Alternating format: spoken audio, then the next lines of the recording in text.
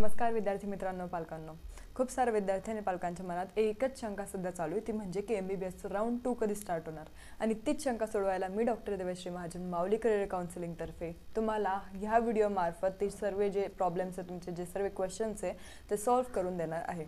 आता आपण ह्या व्हिडिओमध्ये पूर्ण डिटेलमध्ये बघणार आहोत की आपले MBBS राउंड्स कधी स्टार्ट होतील. तर मी तुम्हाला आधी एक शॉर्ट सांगते की आपला जो MBBSचा सेकंड राउंड आहे तो अराउंड नेक्स्ट वीकमध्ये स्टार्ट होऊन जाईल. तर नेक्स्ट वीकपर्यंत तुम्हाला काय काय करायचं आहे आणि तुम्ही नेक्स्ट वीकला तुमची चॉईस फिलिंग कधी होईल, तुमचे राउंड्स एक्झॅक्टली कोणत्या डेटपासून स्टार्ट होईल आणि MCCचे डेटचा शेड्यूल कसा आला आहे ते सर्व आपण ह्या व्हिडिओमध्ये बघणार आहोत. आपण MCCचं का बघणार आहोत? कारण MCC थ्रूच आपले जे स्टेट काउन्सिलिंग आहे ते होत असतात.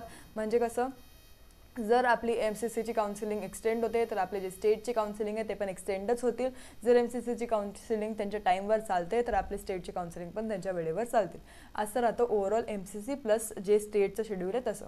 म्हणजे जेव्हा MCCचे शेड्यूल येतात तेव्हाच स्टेटला पण रिलीज करता येतं, तेव्हा स्टेटला परमिशन राहते. कारण आधी जे ना ऑल इंडिया कोटाची सीट्स जे ते रिझर्वड होत असतात आणि मग जे असतं आपलं 85% त्याचे सीट्स जे ते रिझर्वड होत असतात. आता आपण एकदम सोप्या भाषेमध्ये समजू की कधी आपले MBBSचे जे राऊंड्स आहे ते स्टार्ट होणार आहे. तर आपल्याला इथं ऑलरेडी राऊंड 2चं शेड्यूल त्यांनी आता अपडेटेडच दिलं आहे. परवाच हे जे शेड्यूल आहे ते आलेलं आहे. तर तुम्ही आधी ते शेड्यूल बघून घ्या की शेड्यूलमध्ये काय काय दिलं आहे. तर आधी तर व्हेरिफिकेशन ऑफ सीट मॅट्रिक्स, जे टेंटेटिव्ह सीट मॅट्रिक्स म्हणजे जी एकदम वरवर सीट मॅट्रिक्स असेल ती कधी येणार आहे, तर ती 3 सप्टेंबरला आपल्याला येताना दिसणार आहे. म्हणजे ती ऑलरेडी आलेली आहे. आजची काय तारीख आहे? तर आजची 14 तारीख आहे. 14 तारखेला तुम्हाला काय करायचं आहे ते लक्षात घ्या. सीट मॅट्रिक्स तुमच्याकडे ऑलरेडी आली असेल, रजिस्ट्रेशन आणि पेमेंट तुम्ही केलं असेल, तुम्ही चॉईस फिलिंग पण केली असेल. कारण हे जे शेड्यूल आहे हे 6व्या-7व्यांदा एक्सटेंड होत आहे. हे आधी पण एक्सटेंड झालं होतं आणि त्याच्यानंतर हे आता एक्सटेंड होत आहे. तर याच्या आधी तुम्ही चॉईस फिलिंग केलीच असणार आहे. जर तुम्ही नसेल केली तर तुम्हाला अजून पण वेळ दिला गेलेला आहे की तुम्ही चॉईस फिलिंग जे आहे ते दुपारी 12 वाजेपर्यंत करू शकतात. रजिस्ट्रेशन पण करू शकतात, पेमेंट पण करू शकतात. आता तुम्हाला चॉईस लॉकिंग कधी करायची आहे? चॉईस लॉकिंगला तुम्हाला डेट दिली गेली आहे की तुम्ही 5 सप्टेंबर टू 15 सप्टेंबर तुम्ही 2025 टिल 8 AM तुम्ही ॲज पर सर्व्हर टाईम जे ते चॉईस फिलिंग करू शकतात. आणि चॉईस लॉकिंग एकच वेळेस अवेलेबल राहते MCCची. तर तुम्हाला चॉईस लॉकिंग जे ती 14 सप्टेंबरला करावं लागणार आहे अप टू 8 AM. आणि 15 सप्टेंबरपर्यंत पण हे जाऊ शकतं. जर सर्व्हर वगैरे टाईम काही डिले वगैरे झाला, तर सर्व्हर प्रॉब्लेम झाला तर त्यांचे जे डेट्स दिले गेले ते एक्सटेंड पण होऊ शकतात. आता प्रोसेसिंग ऑफ सीट अलॉटमेंट म्हणजे सीट अलॉटमेंट आपली कधी होणार आहे? राऊंड 2चा तो कधी येणार आहे? तर तो 15 ते 16 सप्टेंबरपर्यंत आपल्याला दिसून जाईल आलेला आहे MCCचा. नंतर इथं आपल्याला जो फायनल रिझल्ट आहे आपला तो 17 तारखेला दिसणार आहे. याला आपण जे म्हणतो ना प्रोव्हिजनल सीट रिझल्ट आलेला आहे, प्रोव्हिजनल सीट अलॉटमेंट आलेली आहे, ती राहते 15 ते 16 मध्ये. आणि जो फायनल रिझल्ट राहतो आपला तो राहतो 17 तारखेला. नंतर आपल्याला आता काय दिलेलं आहे? तर रिपोर्टिंग आणि जॉईनिंग टाईम आपला कधीचा आहे? तर 18 ते 25 तारखेपर्यंत सप्टेंबरला आपण करू शकतो रिपोर्ट किंवा जॉईन करू शकतो कॉलेजला. जे आपलं दिलं गेलेलं कॉलेज आहे, जे आपलं अलॉटेड कॉलेज आहे, तिथं आपण जाऊन रिपोर्टिंग किंवा जॉईनिंग करू शकतो. नंतरची व्हेरिफिकेशन आहे कॅन्डिडेट्सचं बाय इन्स्टिट्यूट. म्हणजे इन्स्टिट्यूट तुम्हाला व्हेरीफाय करेल की तुम्हीच ते स्टुडंट आहे का वगैरे आणि तुमचे डॉक्युमेंट्स नीट आहे का, तर ते 26 आणि 27 तारखेला होईल. आता हे बघितलं आपण MCCचे शेड्यूल. आता आपण बघू स्टेटचं शेड्यूल काय आहे.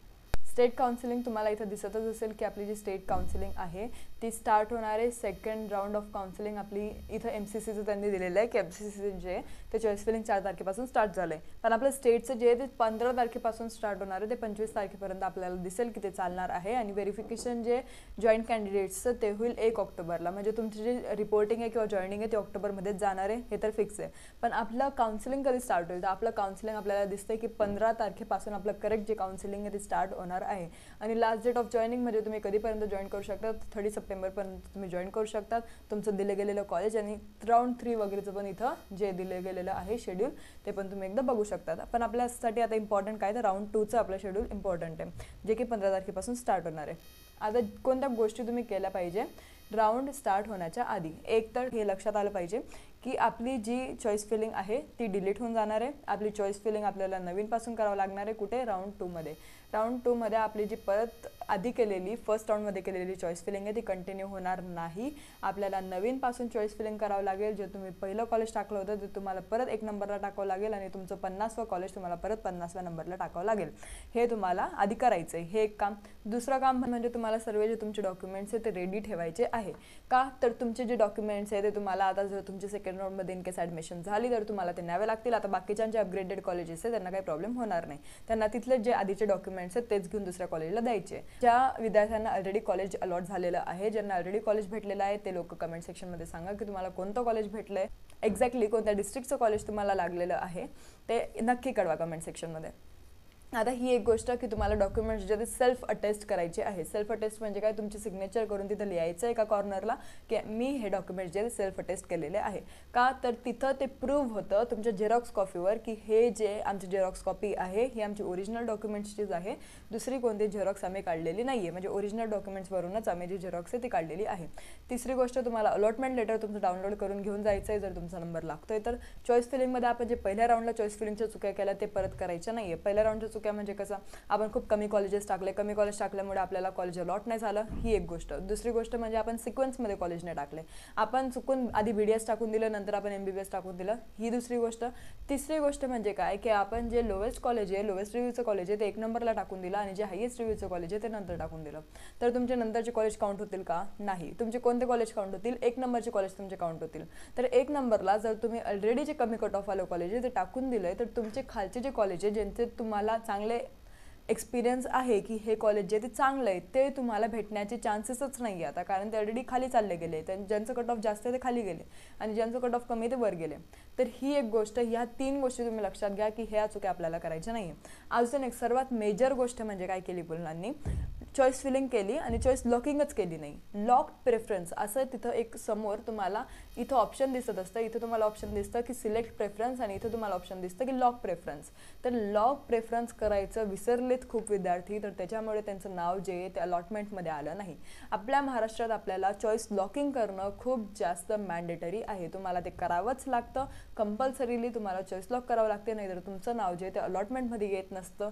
तुम्हाला जर कॉलेज अलॉट होत पण असणार आणि तुम्ही ते चॉईस लॉक केलेलं असणार तर तुमचे चॉईसेस जे ते MCC किंवा स्टेटपर्यंत पोचलेच नाही आहे, तर तुम्हाला ते जे कॉलेज अलॉट होणार होतं ते होणारच नाही. तर ह्या चुका टाळा.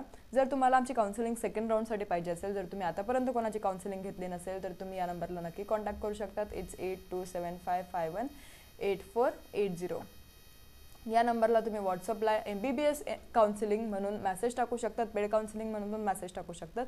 आमचे जे टीम मेंबर्स आहेत ते तुमच्यासोबत लवकरात लवकर कॉन्टॅक्ट करतील, तुम्हाला जी काही प्रोसेस आहे ती सर्व समजून देतील, तुम्हाला सेकंड राऊंडसाठी काय फीज आहे ते पण एक्सप्लेन करतील. नंतर तुम्हाला एक स्कॅनर पाठवतील, तुम्हाला त्याच्यावर जे तुमची जी काही पेमेंट आहे आमची फीजची, आमची पेड काउन्सिलिंगची, ते तुम्हाला पे करायची आहे आणि नंतर आम्ही तुमची सर्व प्रोसेस करून देऊ. आता जर तुम्ही दुसरीकडे ऑलरेडी काउन्सिलिंग घेतली असेल ना तर त्या काउन्सिलरकडनं तुम्ही सर्व जी माहिती आहे ती काढून घ्या. उगाच 2 ठिकाणी जे ते पैसे वाया घालवू नका. जिथं तुम्ही ऑलरेडी पैसे दिलेले आहे, जिथं तुम्ही ऑलरेडी इन्व्हेस्ट केले त्याच ठिकाणाहून तुम्ही सर्व जी इन्फॉर्मेशन काढायचा प्रयत्न करा, सर्व डिटेल काढायचा प्रयत्न करा आणि त्या काउन्सिलरलाच तुम्ही कॉन्टॅक्ट करा. ते तुम्हाला नक्की तुमची जी योग्य प्रोसेस असेल तुमची ते सर्व तुम्हाला एक्सप्लेन करतील.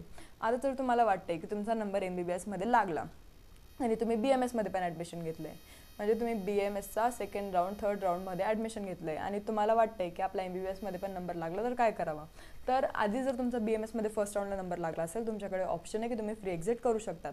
पण तुम्ही कधी करा फ्री एक्झिट, जर तुमचे मार्क्स एकदम आताच्या कॅटेगरी अनुसार, आताच्या कट ऑफ अनुसार तुमचे 5 किंवा 6 मार्कांनी मार्क्स कमी असतील. जर तुमच्या एकदम 10-12 मार्कांचा डिफरन्स असेल तर प्लीज करू नका. गॅरंटी नाही आहे की तुमचा नंबर जो आहे तो थर्ड राऊंडला लागेलच MBBSला. तर MBBSला सेकंड थर्ड राऊंडला लागायचे चान्सेस कधी असतात, जेव्हा तुमचा जो मार्क्स आहे, तुमचे जे मार्क्स आहे ते 5 किंवा 6 मार्कांनी कमी असतात. एकदम 10-12 मार्क्सचं डिफरन्स एवढं पडत नसतं. तर जर तुम्हाला BMSची सीट भेटली आहे ती हातात राहू द्या. हातात का राहू द्या, कारण MBBSचे भेटायचे चान्सेस नाही आहे. जर तुम्हाला वाटते की तुम्ही प्रायव्हेट कॉलेज अफोर्ड करू शकतात आणि प्रायव्हेट कॉलेज घेऊ शकतात तर तुम्ही ही सीट हातातून सोडू शकतात आणि डायरेक्ट MBBSसाठी तुम्ही एम करा. MBBSच्या स्टे वॅकन्सीपर्यंत MBBSला कंटिन्यू राहा आणि तिथंच तुम्ही एक ऑप्शन शोधा. BMSला अटकू नका. जर BMSला तुम्ही सेकंड राऊंडमध्ये जाताय, जर तुम्ही हे कॉलेज अपग्रेड पण केलं आणि सेकंड राऊंडमध्ये जर तुम्ही गेले तर सेकंड राऊंडमध्ये तुम्ही जर ते कॉलेज सोडताय तर तुम्हाला डायरेक्ट काउन्सिलिंगच्या बाहेर केलं जाईल. तुमच्याकडे ऑप्शन राहत नाही. सेकंड राऊंडला तुम्हाला कोणतं पण कॉलेज भेटलेलं तुम्हाला सोडायची ऑप्शन एक राहत नाही, तुम्ही ते सोडू शकत नाही.